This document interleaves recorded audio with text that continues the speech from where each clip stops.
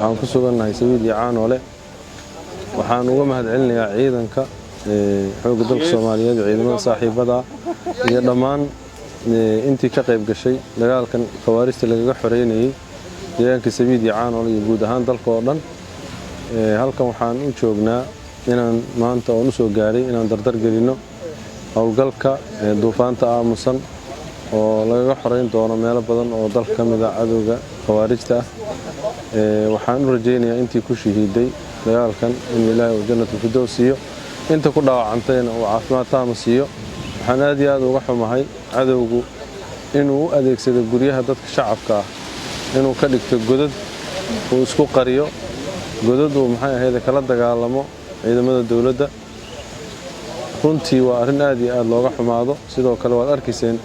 buundada sida ay u jareen iyo sida ay ciidanka xoogga dalka Soomaaliyeed ay u dayactirayaan runtii waxyaalaha aad aragtaan oo dhan waa wax ku tusinaya quusta iyo halka ay taagan yihiin cadowga khawaarijta waxaan rajeynayaa insha Allah in xilliga ugu dhow ay noqon doonaan kuwa ka baabaa dalka Soomaaliya ummadda Soomaaliyeedna ay barwaaqo iyo bashbash u bixi doonto iyo ammaan iyaga ka bacdigood